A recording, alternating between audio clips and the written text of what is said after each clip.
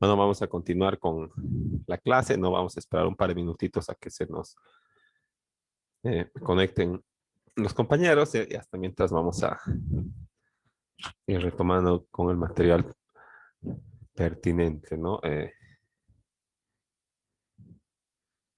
Vamos a ver.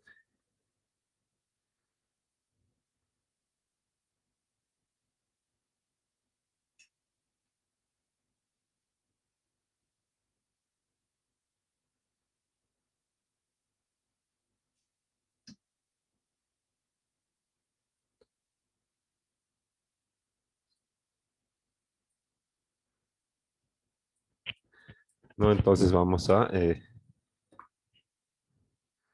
continuar. ¿No? Mientras, bueno, estábamos aquí, ¿no? En las características. Ahora nos toca ver bueno, habíamos acabado, la buena fe estábamos revisando, ¿no? Y bueno, decía, ¿no? El banco tiene, bueno, confía en la buena fe del prestatario, ¿verdad?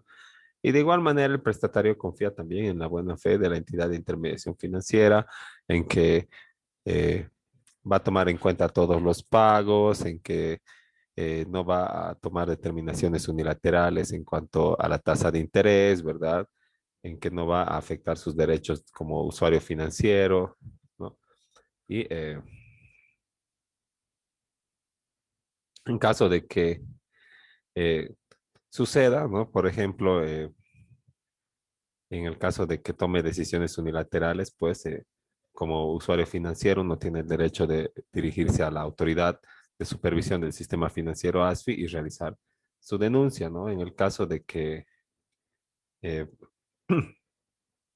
en la vía judicial, ¿verdad?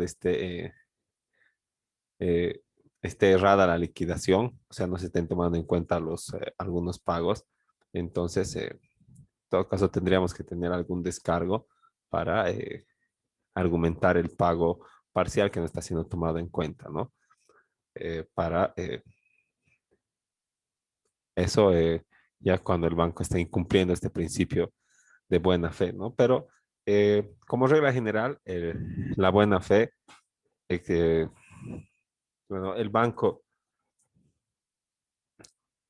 cree en la buena fe del prestatario y de la misma manera el prestatario en la buena fe de la entidad de intermediación financiera. Y si todo sale bien de acuerdo a lo que se establece en el contrato, nadie va a defraudar la confianza legítima de nadie, ¿verdad? No. Entonces, este principio de buena fe, ¿verdad? Cuando es defraudado eh, por el prestatario, deriva en que el crédito se incumple, ¿no? Y cuando el crédito se incumple, se inicia una acción judicial para perseguir el cumplimiento de la obligación más los recargos eh, que se configuran por el incumplimiento, ¿no? Ahora, a veces los prestatarios se prestan con el ánimo de defraudar a la entidad y a veces solamente suceden algunas circunstancias de hecho fortuitas que escapan del control del deudor y que hacen que también caiga en mora, como por ejemplo eh, cuando el negocio no prospera o cuando el, el prestatario cae enfermo y se ve imposibilitado de trabajar y de generar recursos para poder cumplir con sus obligaciones, ¿no? Pero de todas maneras, la entidad de intervención financiera no va a considerar ningún aspecto que que no esté establecido en el contrato, ¿no? Eh, te va a decir, lo siento, pero tengo que rematarte, ¿no? Y bueno, eso ha pasado varias veces. Por ejemplo, les cuento, una vez hemos ido y estábamos empezando la etapa del remate, estábamos con el arquitecto y le tocamos a la señora. Y la señora, o sea, consciente de que debía y todo, ¿no? Pero también consciente de que no podía pagar, así que Lo único que quería era quedarse lo más posible en la casa, ¿no? Y nos cuenta su historia, ¿no? De que bueno, se había prestado y tenía un negocio y le estaba yendo bien, pero su hija había caído enferma de cáncer, entonces ya no se dedicaba al negocio, ¿verdad? Tanto, y ha utilizado todo el dinero en las curaciones de la enfermedad de su hija. Al final, su hija ha fallecido por la enfermedad y la señora, bueno, entre lágrimas nos decía, ¿y qué quieren que haga si ahorita no tengo hija, ¿verdad? No tengo plata y ahora me van a rematar y me voy a quedar sin casa más, así, ¿no? Pero bueno, pues así es la entidad de intermediación financiera, ¿verdad? Ni aunque en estos casos no va a detener el, el remate, ¿no? Entonces, lo que ha pasado es que le ha rematado nomás, pues, ¿verdad? Pero nosotros como, digamos, yo solamente era en esa época el asistente del asesor legal externo del banco, ¿no? O sea, del abogado externo. Entonces, con el otro asesor externo, o sea, con el otro auxiliar del abogado, eh, hemos dicho, pues ya ni modo, lo dejaremos el proceso y cuando esté por extinguirse, recién lo movemos así, ¿no? Y de esa manera le hemos intentado ayudar a la señora, digamos, no nos ocupábamos de ese proceso como de los demás, ¿no? El banco nos solicitaba, te decíamos, ah, sí, sigue en despacho, no lo hemos visto, alguien ha sacado fotocopias, no lo encuentran, ¿no? Y algunas cosas, pero así, ¿no? Al final le han rematado nomás y a la señora le han votado. Así que así es, ¿no? Y, pero otros se dedican a estafar al banco o lo hacen porque con el ánimo de no pagar, ¿no? Como por ejemplo, el, eh, cuando sacan estos préstamos que les decía que son a sola firma, ¿verdad? O con garantía eh, prendaria de maquinarias o también prestan sobre tractocamiones, ¿no?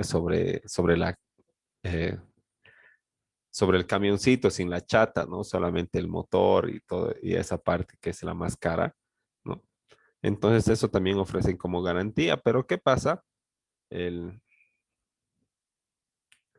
ah, a veces, por ejemplo, con el ejemplo de estos préstamos de garantía personal, ¿verdad?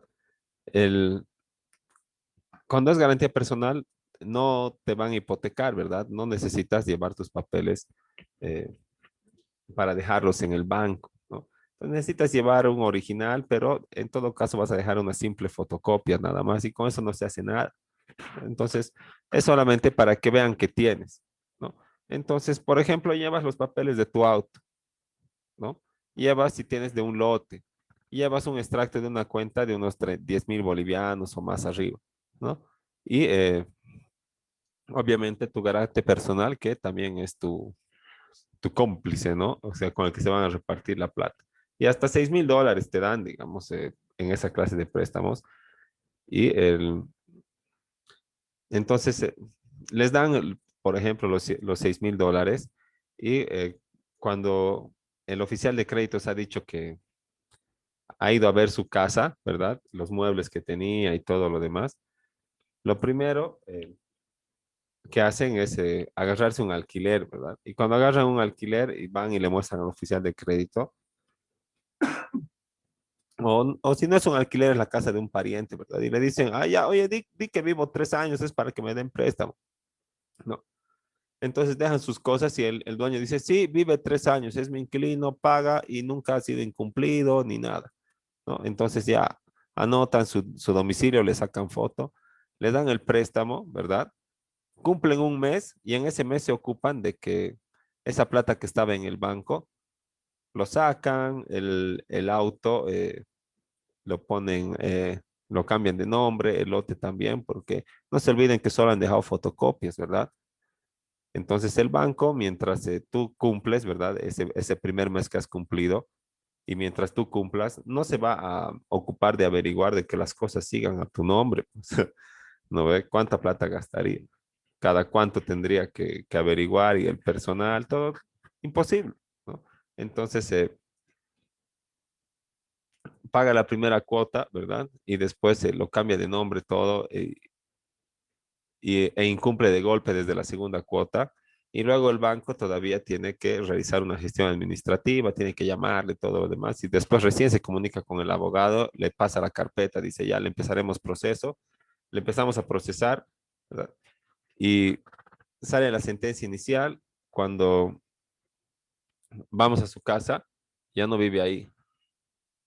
No están los muebles, no está el auto. Notificamos a la ASFI, y cero plata, cero bolivianos en todas las cuentas que tiene, ¿no? Notificamos a Tránsito, no tiene autos a su nombre, el auto con esa placa ya está a nombre de otra persona, ¿no? Notificamos a Comteco, no tiene líneas telefónicas, ni modo, pues no hay de dónde recuperar, hay que hacer un informe como abogado de no recuperabilidad del crédito, ¿no? Llegas al final a la ejecutoria de sentencia, acompañas tu informe a la entidad, te pagan, y la entidad que hace con ese informe y con la ejecutoria de sentencia y las certificaciones de que no tiene nada, va a ir a la ASFI y le va a meter a la central de riesgos. Y cuando le meta a la central de riesgos, ahí va a tardar 20 años en que, bueno, no le van a prestar, ¿verdad? Y además 5 años va a estar vigente con la orden de retención. O sea, si abre alguna cuenta a su nombre, entonces se va a retener el 100% del monto.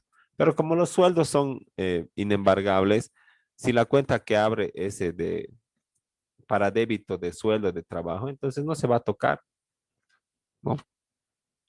Y va a poder disfrutar de la totalidad de su sueldo, ¿no? Antes era embargable el 20% del sueldo, pero ahora ya no. Entonces,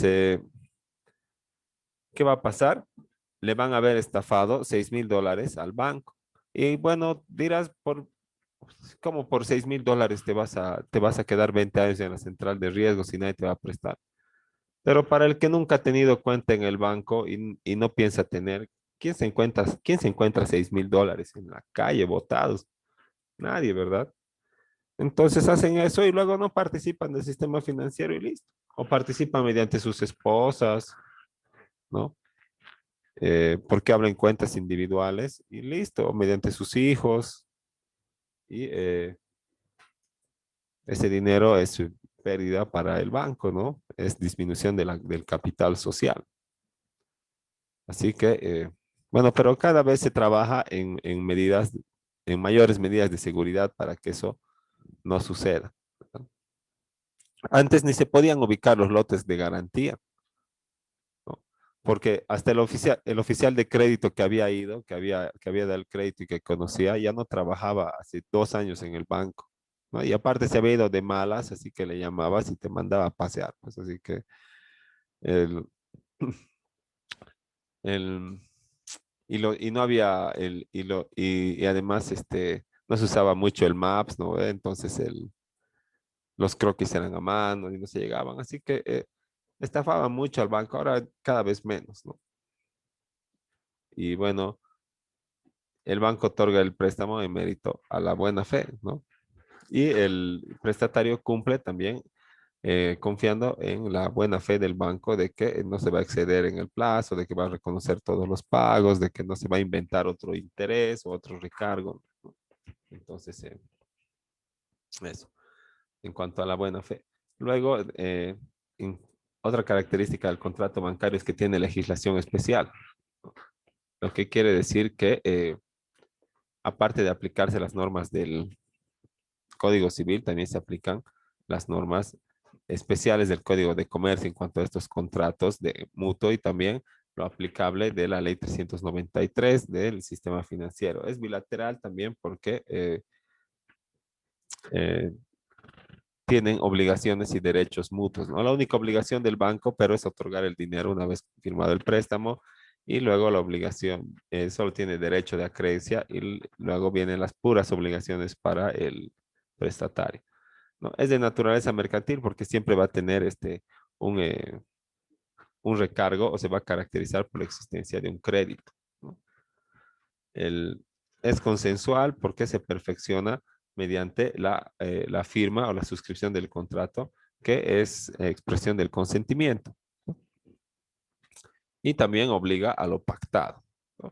Y también es otra característica la especialización de los contratos bancarios, ¿no? Porque para realizar esta clase de contratos tienes que ser una entidad de intermediación financiera adscrita a la ASFI, no puedes eh, ser cualquier persona, no tiene que ser específicamente o especialmente una adscrita a la ASFI. Ahora, para evitar eh, algunos, digamos, algunas violaciones a los derechos del usuario financiero, existen algunas prohibiciones también como algunos frenos, ¿no? Para las entidades de intermediación financiera, ¿no? Y señala, digamos, que las entidades no podrán modificar unilateralmente los términos y condiciones pactados en los contratos de operaciones de intermediación financiera, salvo que dicha modificación beneficie al usuario, y así lo establece el artículo 86 de nuestra Ley de Servicios Financieros 393, cuando señala que eh, las entidades no podrán modificar unilateralmente los contratos, salvo que dicha modificación beneficie al consumidor financiero. O sea, cuando sea en beneficio tuyo y en desmedro del derecho de la entidad de intermediación financiera, ¿no? No puede modificar unilateralmente. Pero eh, cuando es en beneficio tuyo, sí se modifica unilateralmente, ¿no? Y cuando es en beneficio de la entidad, no puede modificarse unilateralmente. O cuando va en beneficio de ambos, ¿verdad? No puede modificarse unilateralmente, porque como el contrato es producto de la voluntad, la misma voluntad tiene que expresarse, las mismas personas tienen que expresar su voluntad en un contrato del mismo tipo que modifique el primero, ¿no? O que lo complemente. Entonces,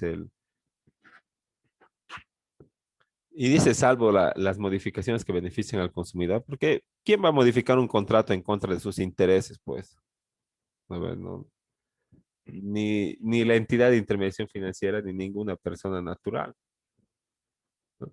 Entonces, cuando eso pase, ¿no?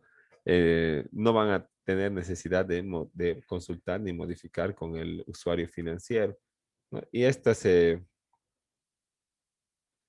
por ejemplo, esto se ha dado, ¿no? Hace un par de años cuando han modificado la cuota que corresponde al pago del seguro de desgravamen, ¿no? Eh, hace unos 3 años han modificado, pero antes de eso, ¿verdad? Digamos, si tú contratabas con tu esposo o con tu esposa un préstamo, tenías que pagar el seguro de desgravamen, la mitad vos y la mitad tu codeudor, o sea, tu esposo o tu esposa, ¿no? ¿Y para qué es el seguro de desgravamen? Por si acaso te mueres, ¿verdad? El seguro va a pagar el crédito y te va a liberar de la obligación, o sea, va a pagar el préstamo y vos vas a quedar sin deuda y tal vez se quedes dueño de una casa, ¿no?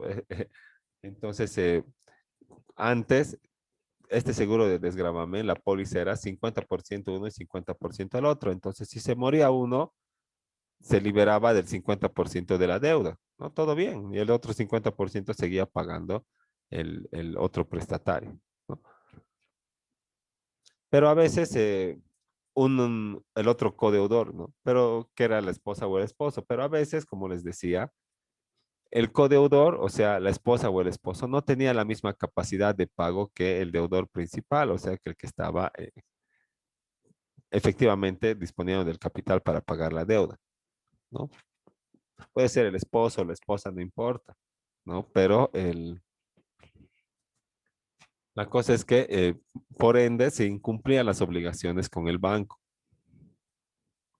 Entonces, ¿qué han dicho? No, tienen que pagar el 100% o sea, tienen que cubrir el seguro de desgravamen el 100% de la deuda. Y para eso tienen que pagar el 100% de la póliza cada uno de los codeudores. Y la póliza del seguro viene anexada o viene conjuntamente con la cantidad que te cobran por la cuota, por la mensualidad del préstamo, ¿no? Entonces, se ha modificado pues la cantidad de la cuota para el pago de las obligaciones ante el banco. Y los que pagaban, por ejemplo, 1.400 han acabado pagando 1.600 y más, ¿no? Entonces, y el banco ha hecho esta modificación sin consultar al prestatario, ¿no? De manera unilateral. Y su excusa ha sido que esto beneficia al prestatario porque cuando el codeudor se muera, tú vas a quedar sin deuda, libre de deuda del 100% de la deuda, ¿no? Pero, ¿qué pasa si el codeudor ha hecho una mala administración, todo, y se lo ha comido al final y yo no he visto ni un peso, ni tengo ni un peso? ¿De qué me sirve? ¿A quién le beneficia el pago total de la deuda? Solo a la entidad de intermediación financiera, o por lo menos le beneficia más a la entidad que al prestatario, ¿no? Entonces, sí debería haber habido una consulta, porque tal vez algunos han adquirido créditos al límite de su capacidad de pago y no están para pagar 200 pesos más, ¿no? O tal vez han adquirido préstamos, pero cuando tenían un hijo bebé y ahora tienen dos o tres hijos y tienen que realizar más erogaciones. Entonces, tal vez no querían, ¿verdad? El modificar su cuota. Así que, bueno, eso debía haber sido, desde mi punto de vista, consultado, ¿no? Pero no ha sido así, sino que directamente te han cobrado más uno de esos meses y tú has dicho, ¿por qué? Y te han dicho, ah, sí, es por esto, ya, chao. Si te mueres, vas a quedar sin deuda. Si te mueres, tu esposa va a quedar sin deuda 100%. Ah, ya, qué bien. Y si se muere ella, vos también, ¿no? Entonces, tal vez van a provocar feminicidios o masculinicidios, ¿no? Esta modificación. Pero esta, estos contratos, ¿verdad? El, el contrato de préstamo, que es el de mayor tiraje, el que más realizan las entidades de intermediación financiera, se llama mutuo bancario, ¿no? Existen otros contratos como el de línea de crédito, el de depósito a plazo fijo, que sí son contratos bancarios, pero no tienen que ver con el préstamo, ¿verdad? Sino son contratos para los otros servicios financieros. Nosotros estamos viendo este contrato de mutuo bancario, que es que es un contrato especial, ¿no? Que que da cuenta del préstamo que realiza una entidad de intermediación financiera a favor de un prestatario en mérito a un plan de pagos, ¿no? Y que es en el que más participación tienen los profesionales abogados, ¿no? Entonces, este contrato de mutuo bancario, o en este contrato de mutuo bancario, ¿verdad? Se realiza la transferencia de liquidez de la entidad de intermediación financiera hacia el usuario financiero, ¿no? Entonces, podemos establecer que, bueno, aplicando las anteriores elecciones, podemos deducir que esta es la operación activa por excelencia, ¿verdad? La operación activa es la de colocación de capital u otorgamiento de crédito o garantía, ¿verdad? Entonces, estos contratos, ¿verdad? Este otorgamiento de crédito por parte del banco no se llama contrato de préstamo, se llama contrato de mutuo, que es un contrato de préstamo, pero en el que participa una entidad de intermediación financiera, como ya habíamos hecho mención en anteriores diapositivas, ¿no? Ahora, como ya les había mencionado, esta operación de mutuo constituye la transferencia de liquidez de la entidad de intermediación financiera hacia los usuarios, o sea que la entidad de intermediación financiera está bueno, un préstamo es como una inversión, ¿verdad? Porque renuncia a la liquidez inmediata a la entidad, se le entrega la liquidez o el monto de dinero al prestatario con la esperanza de obtener un beneficio futuro que está traducido en el interés, ¿no? Entonces, una inversión es prácticamente lo mismo, ¿verdad? Y además, pero este resultado que se espera, ¿no? El beneficio es incierto, ¿no? Tanto en la inversión como en los contratos de préstamo o de mutuo. Y este contrato, más que nada, o sea, para fines procesales y de reclamación, es una constancia física de la existencia del negocio jurídico, que en caso de ser necesario servirá de título ejecutivo para perseguir las deudas en mora. Los títulos ejecutivos están establecidos en nuestro Código Procesal Civil, Ley 439, ¿verdad? En el apartado que establece el procedimiento especial para los procesos monitorios ejecutivos y ahí señala, son títulos ejecutivos, ¿no? Dice el contrato o en el que se establezca una cantidad líquida y exigible, ¿verdad? Contrato de préstamo. Entonces, ese, este contrato de mutuo, el que se configura como título ejecutivo para poder perseguir en la vía judicial la reclamación de la deuda en mora y, en su caso, la ejecución y el remate de la garantía para que se le pague al banco o, en última instancia, el banco se adjudique esta garantía que ha sido ofrecida el, se adjudique para el pago de sus acreencias, ¿no? Pero puede ser de que estas garantías superen al monto que uno está debiendo, tal vez solamente por el último, por una fracción del préstamo nomás se te están procesando. Entonces, en ese caso, cuando se lleve a remate y sobre dinero, te tienen que devolver el saldo, ¿no? Pero en caso de que, bueno, en el caso contrario, cuando la garantía no alcance a cubrir el monto que debes de intereses, gastos procesales y capital, entonces todavía vas a seguir debiendo al banco el saldo y te va a poder seguir ejecutando, buscando bienes para poder perseguir el cobro de sus acreencias. O tal vez se va a adjudicar la casa, ¿no? ¿Qué va a decir? Como nadie ha venido al remate y nadie se lo quiere comprar, yo me adjudico a cuenta del pago de la deuda, ¿no?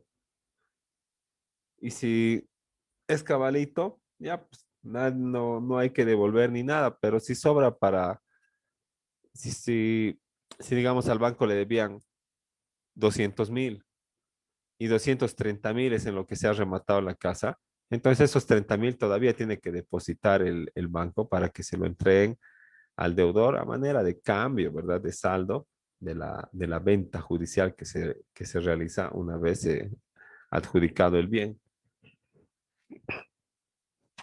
¿no? Entonces, en la vía de reclamación es muy importante la existencia del contrato bancario o de mutuo bancario y que éste contenga bueno, la estructura mínima y las cláusulas necesarias para poder perseguir el cobro de las acreencias, ¿no? Ha pasado una vez que han mandado un documento del banco, una demanda y un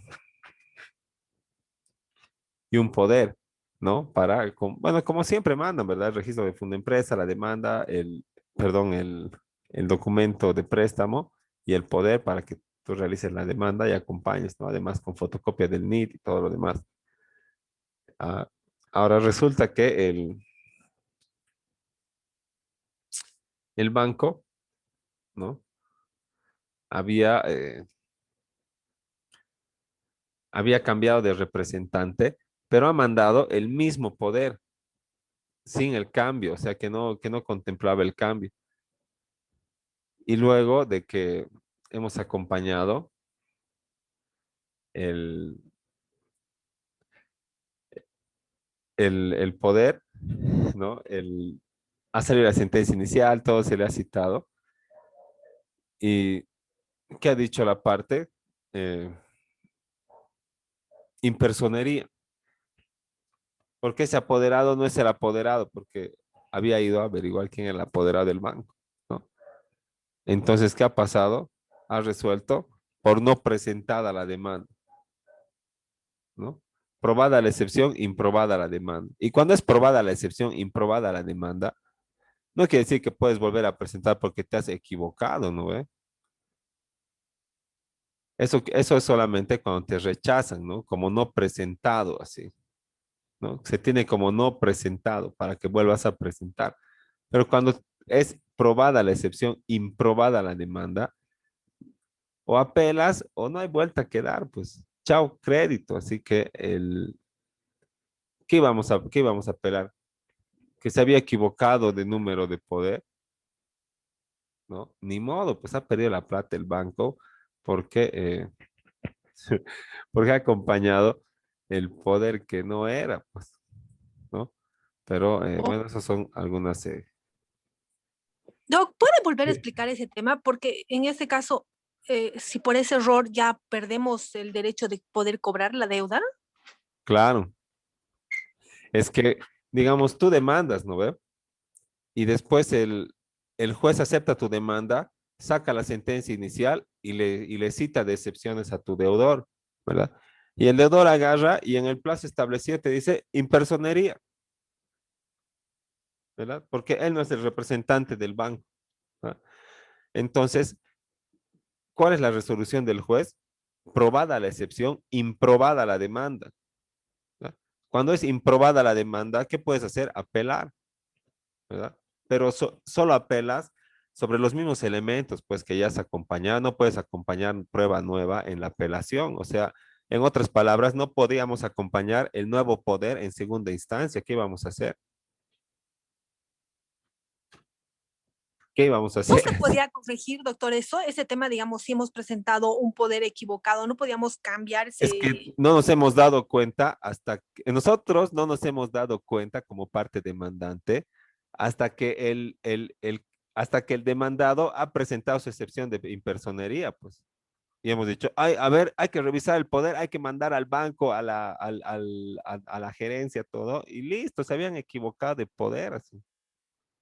O sea, el, no era pues ese representante, el Claro. representante que estaba firmando el contrato no era el que tenía la atribución para firmar el contrato, solamente tenía la atribución judicial para reclamar el cobro. Entonces, impersonería y improbada la demanda y listo, chao, la deuda, sí, $30,000. Mm. ¿Y tenemos algún plazo para darnos cuenta de ese error, doctor? Cuando uno Claro, comete ese error, ya perdió. hasta antes de la contestación, pues.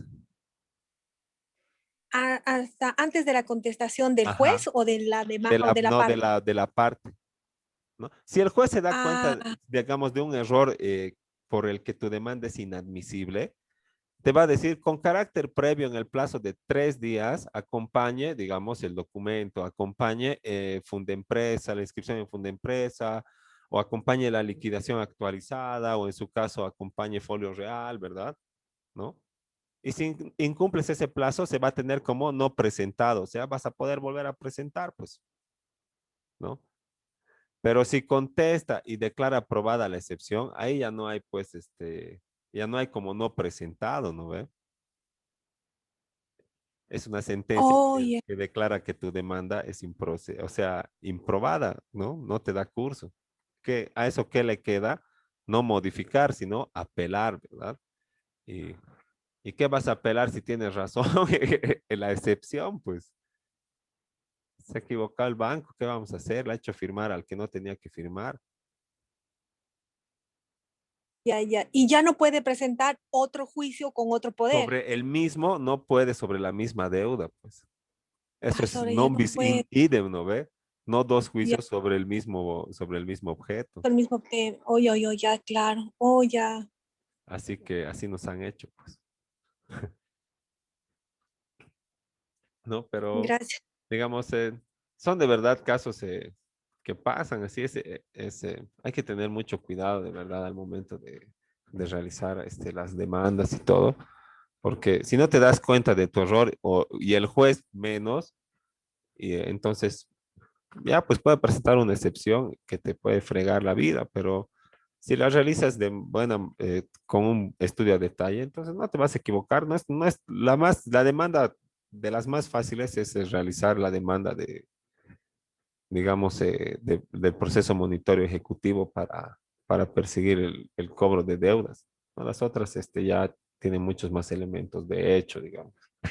Este solamente existe préstamo, ¿no? Con interés o sin interés, incumplimiento, entonces me debe, ¿verdad?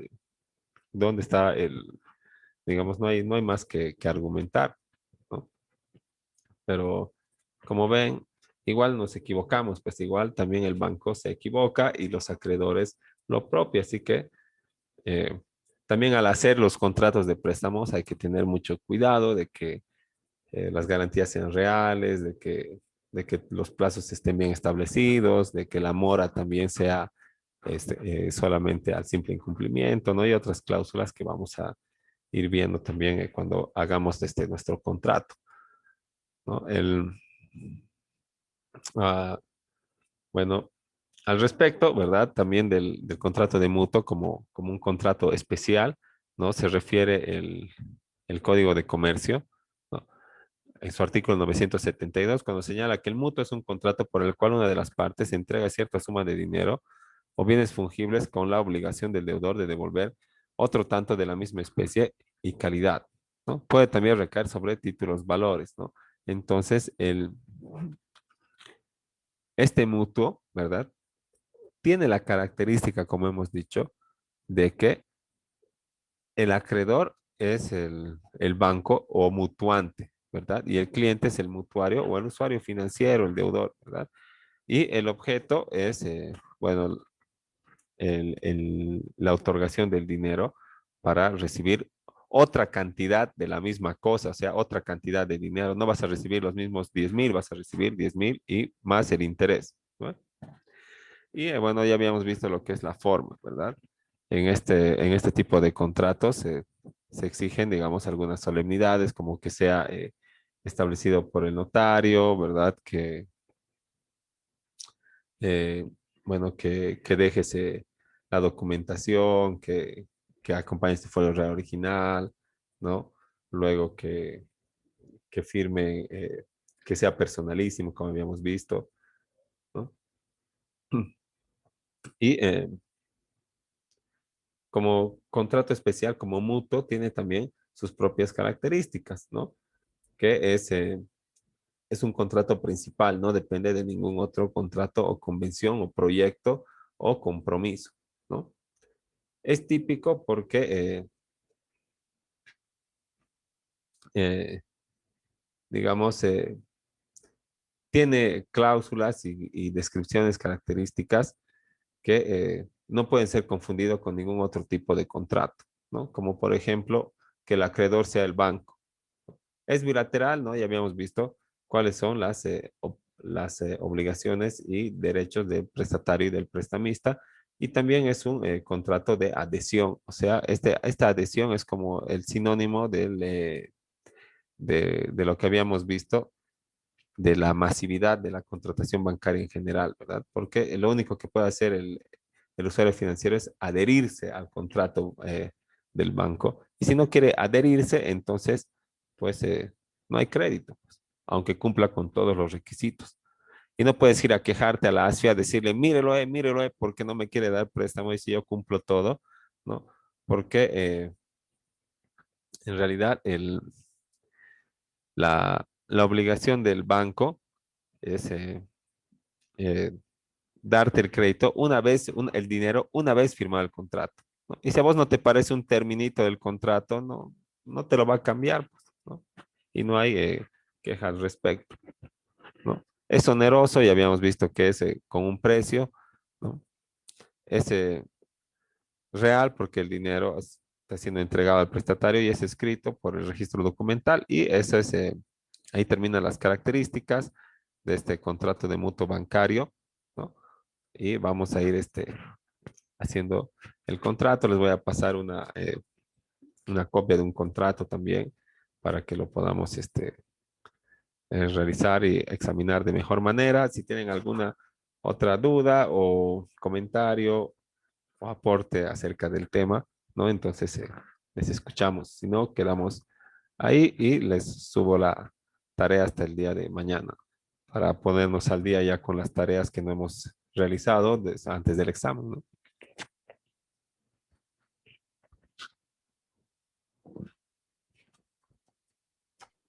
Sí, lo que está bien. Entonces, nos comunicamos por WhatsApp y en su caso nos estamos viendo el viernes en la siguiente clase. Ok. Entonces, hasta luego. Gracias, hasta luego.